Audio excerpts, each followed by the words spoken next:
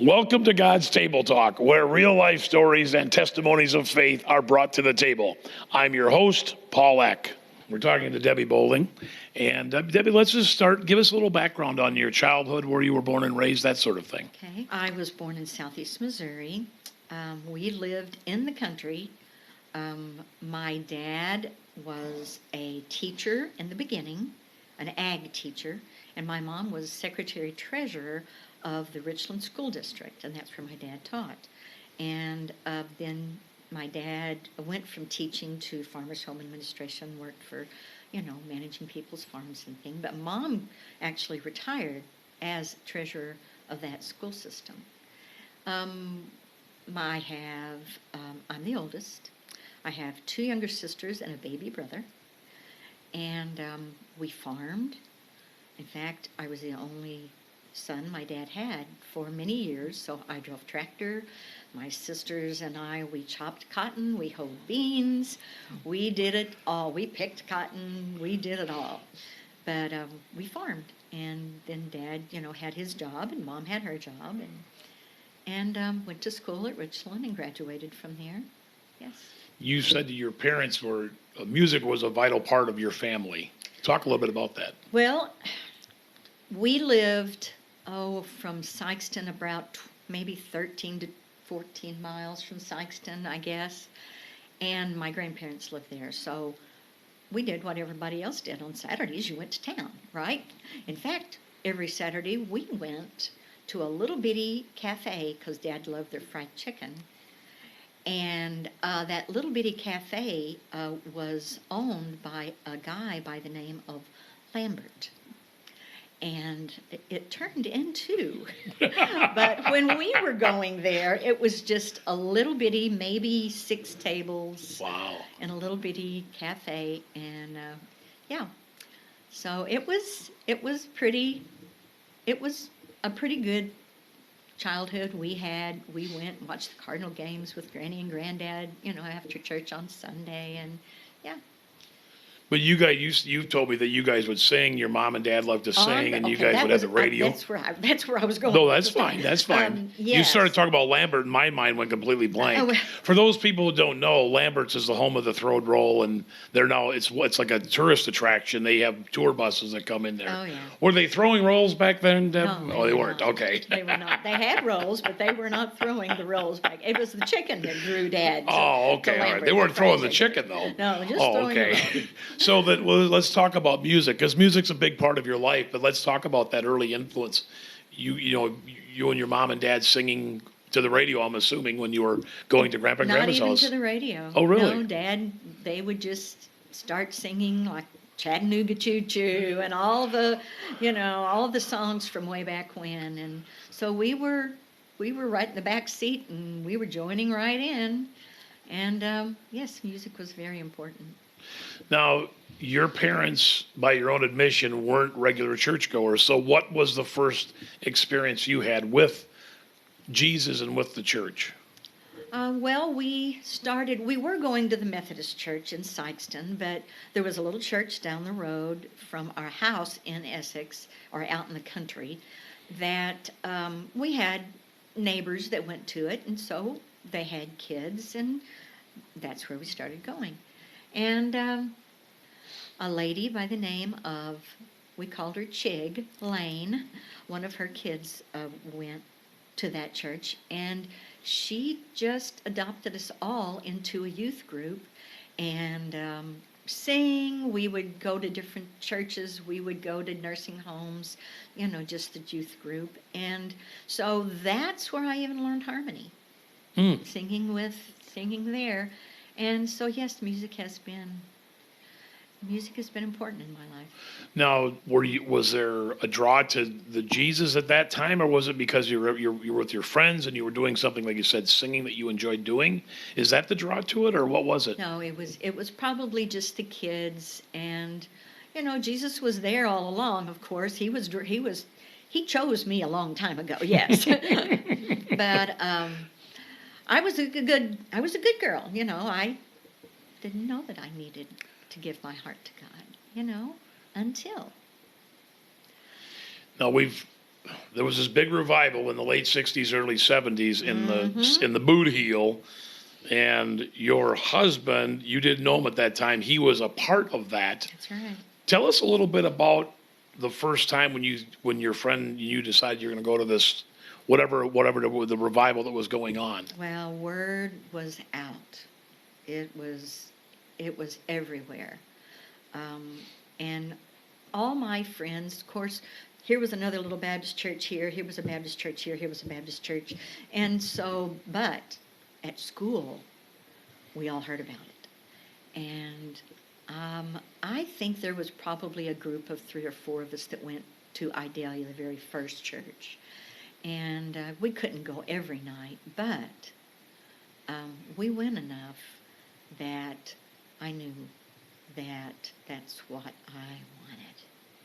Yes. And you said that you were in school and couldn't wait for school to get out because you knew the night you were going to step forward and go to the altar. I knew. My heart was overflowing. And I knew beyond a shadow of a doubt that when I was in church that night, I was going to go to the altar, and I did. And I have never been the same. Now,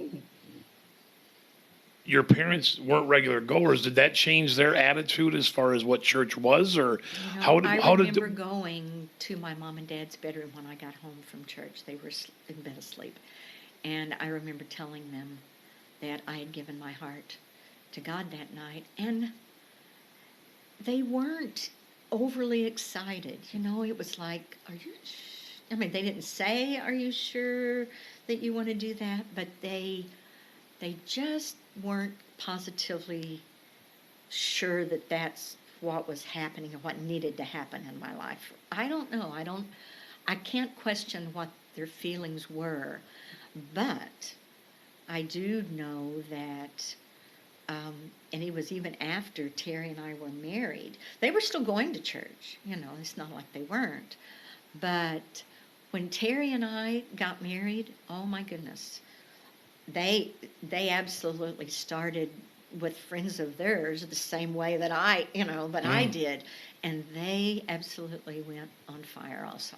So God just chooses when it's time, doesn't he? I mean, whether true. I had anything to do with them, I don't think I did really, but I do know that when Terry and I did start dating, my mom and dad never worried about us because we were in church Monday night, Tuesday night, Wednesday night, Thursday night, Friday night, and 3 times on Sunday, and we were there all the time. Were you singing along at that time too, or were you just going with Terry to No, at that time it was an all boy. Okay. Yes, it was all boy. I did, after we were married, one of the boys went away to school, and I did fill in a little bit then. So then you and Terry got married. Explain. You're both Christians. Explain a little bit about the dynamics of a marriage that has where both they're pointed towards north, pointing towards God and Jesus. Well, we started going when we first got married to the little church that I went to and I grew up in because he was friends with one of the guys. In fact, Mike became a part of the group. One of the guys, Chiglane's son, became a part of. Now, isn't that God just kind of does that, doesn't he?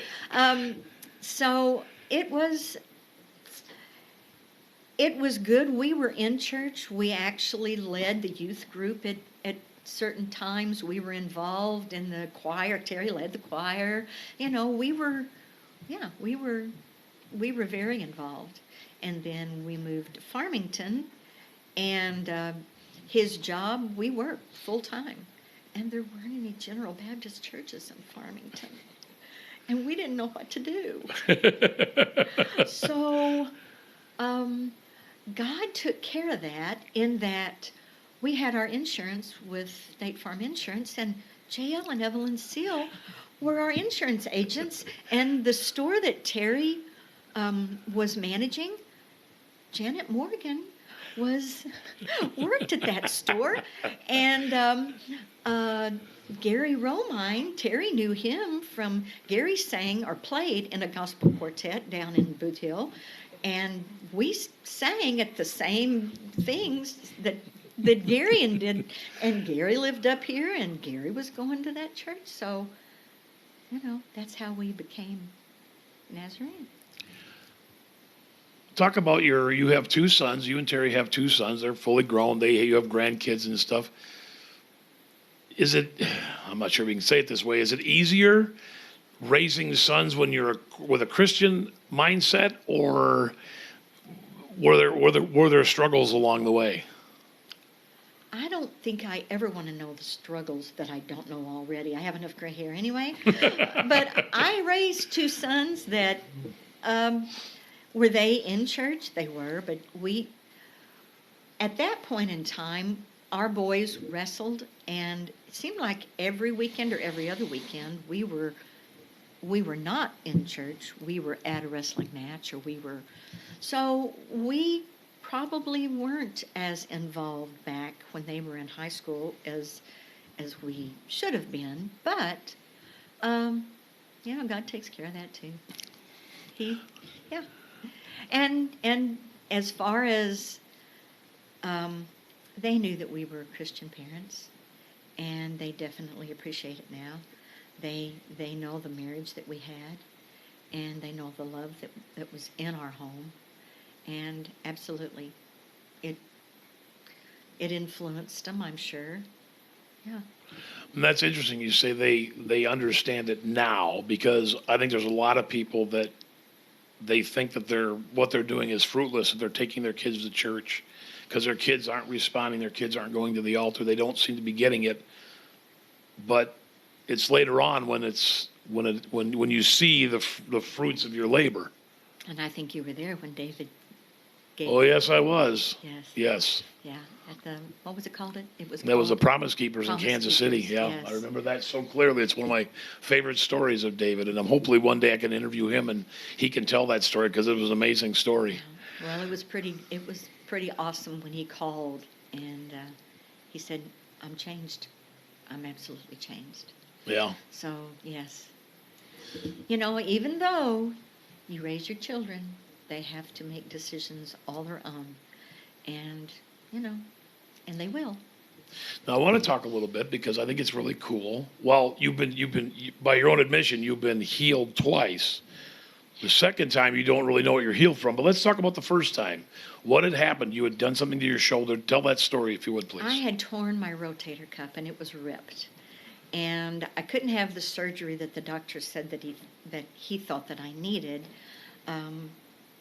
because Jeff and Jenny were getting married, and I couldn't be without a shoulder and helping, So I just was in therapy, because I couldn't raise the arm very high, and come out of the therapy just in tears, because they stretched that arm, and about that time, our youth group at church was going to NYC, Nazarene Youth Conference, right? Or conference, Yeah. I can't remember.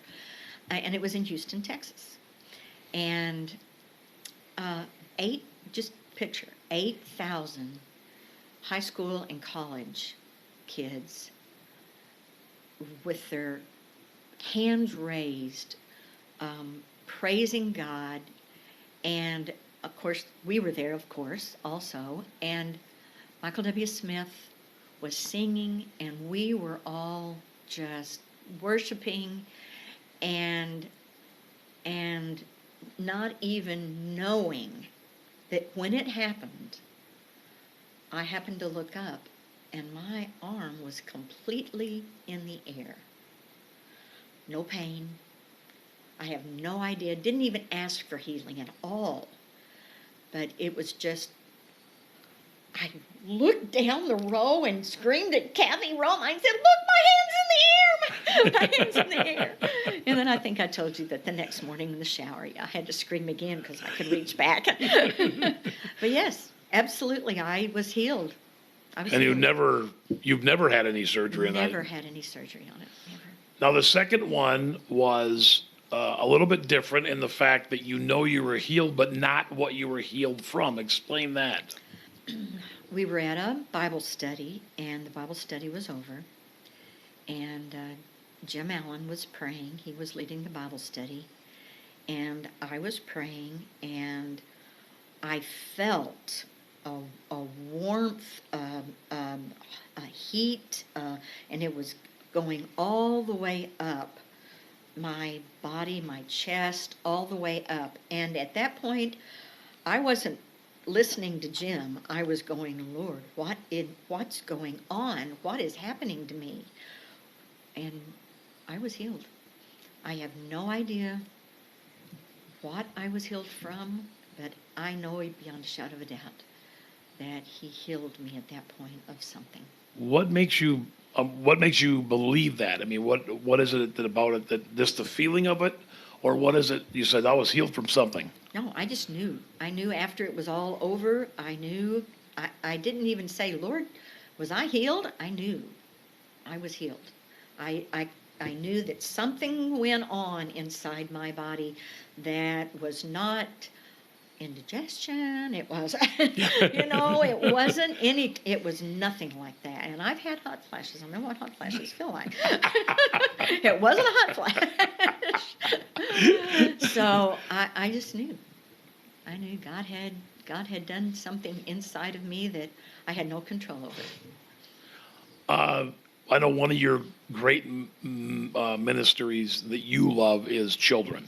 I do. Where does that, I mean, you obviously have 2 kids, you have grandkids.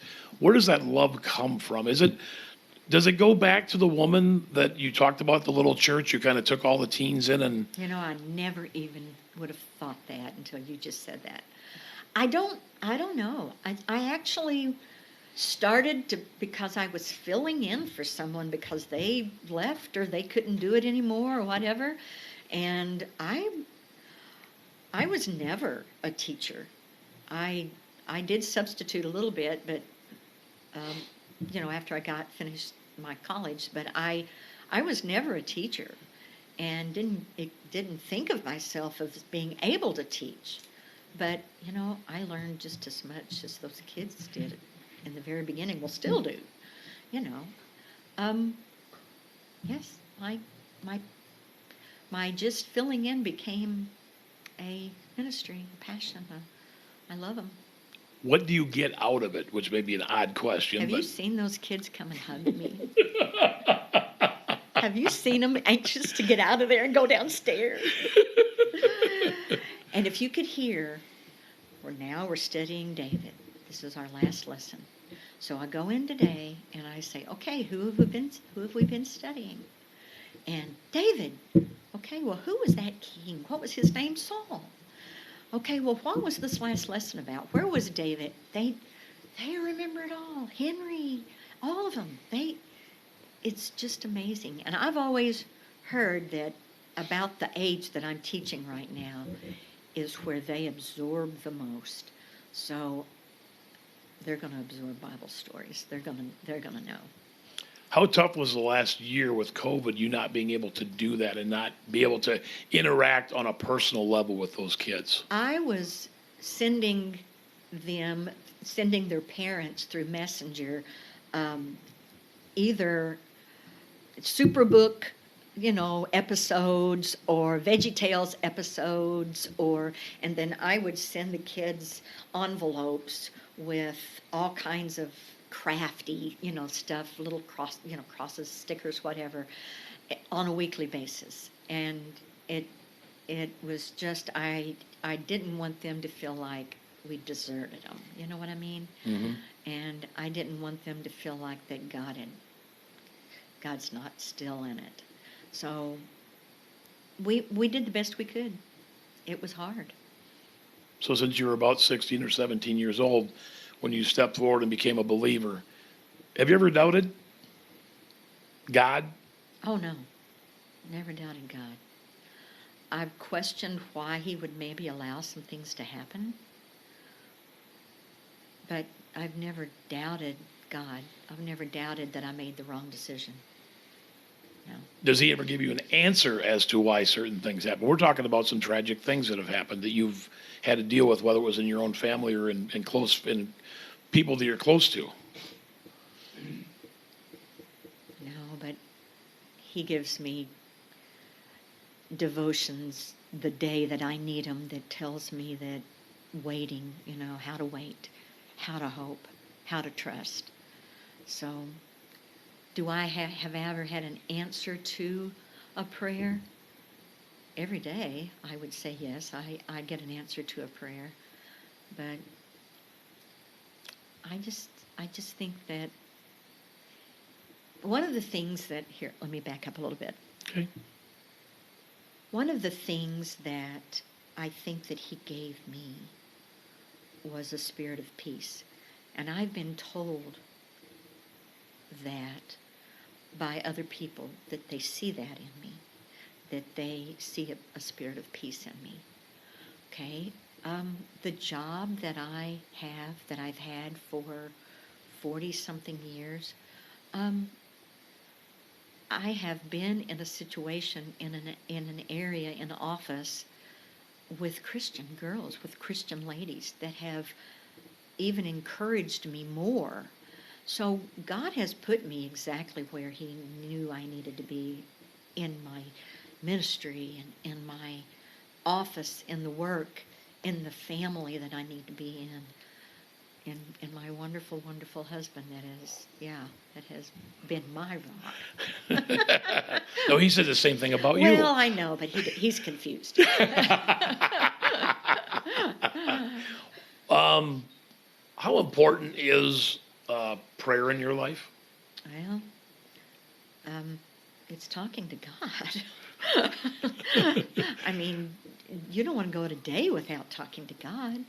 You want him to, first thing in the morning, open your eyes and say, okay, oh, here we go. What can you teach me today, God? What can you teach me today?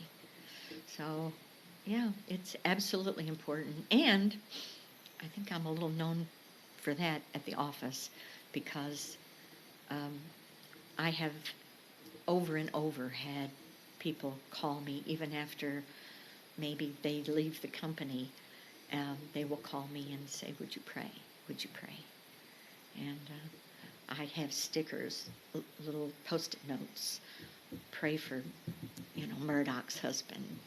Right now, there's still stickers. In fact, we had a pharmacist come in one time and interview at our office. And my office was right outside the door of my boss, and that's where she was going into, so she had to wait.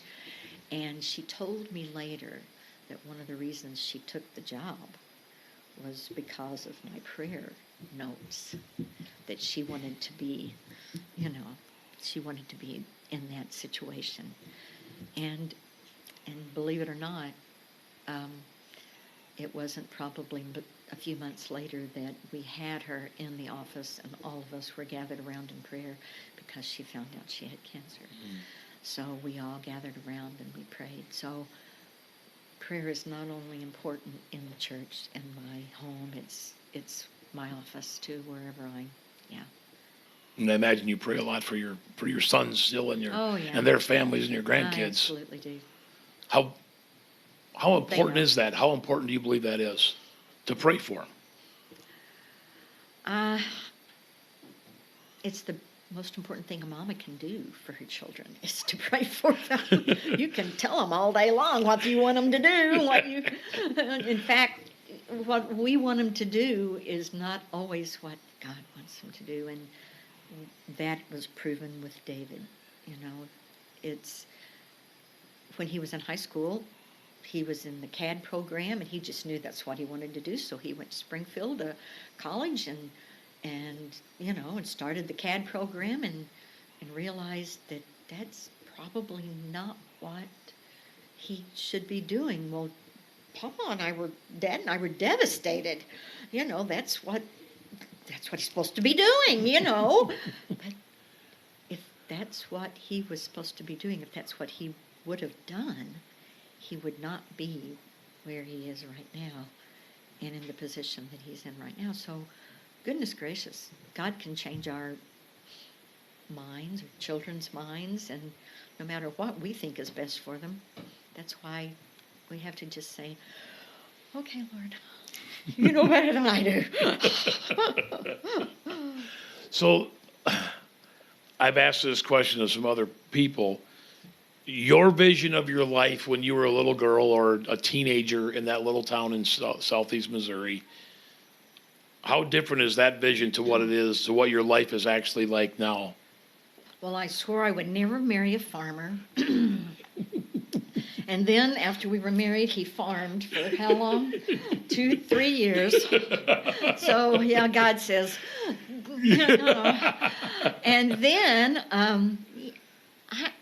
I was in college, and I just assumed that I would probably do what I was trained to do in college, but that didn't happen either. So, it doesn't matter. What you think is what is right for you, God is way ahead of you. Way ahead of you. And He has prepared us for everything that we've stepped our feet into. Everything. How difficult is it to be able to, when did you come to that point of acceptance? Like you were talking about Dave, where he went off to college and he thought he wanted to be this, and all of a sudden he calls you and says, I don't want to be this. And you're like, whoa! When did you come to that point of acceptance going, okay, I don't know that you do come to an acceptance. You just come to realize that God's got it, and little me, there's nothing that I can do to change God's mind, and I want my kids to be in His will no matter what, because goodness gracious, there's nothing that they can do that is more important than what God has planned for them. I mean, that doesn't mean that they have to preach. That doesn't mean that they even have to sing in church, or be a member of the praise team. It doesn't, but where God leads them is where they need to be. And we are blessed that we have them in the church that we are now. But Terry and I both know that we have very talented sons, and that if God calls them somewhere else, we've already given them to God, and we came to church. Nobody was even in church, and we went down on the altar and we gave them. Don't make me cry.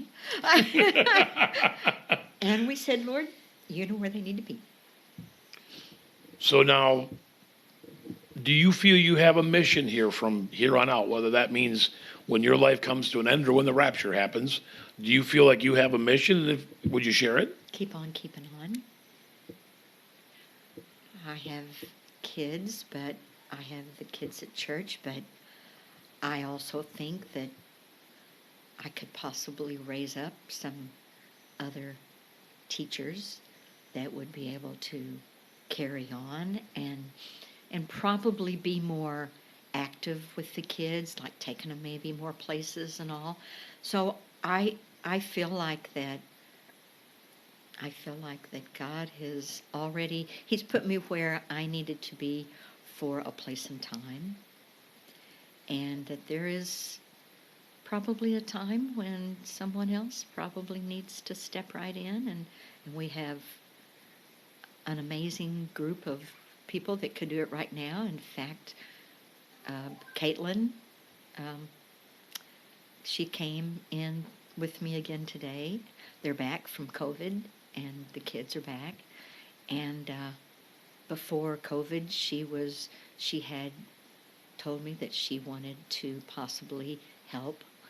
And we had been praying. I had been praying for that, and God just brought her, and she came up to me and said it, and it was like, yep, you got this, God. So we don't know, but I know that if He wants me, wherever He wants me, I think He'll tell me. He'll show me. So now faith, hope, and love abide, these three. But the greatest of these is love. 1 Corinthians chapter 13, verse 13. Thank you for tuning in to God's Table Talk. Remember, you can listen to the podcast on Apple, Spotify, and Anchor, and you can watch the full interview on YouTube. I'm your host, Paul Eck. Be blessed, but more importantly, be a blessing.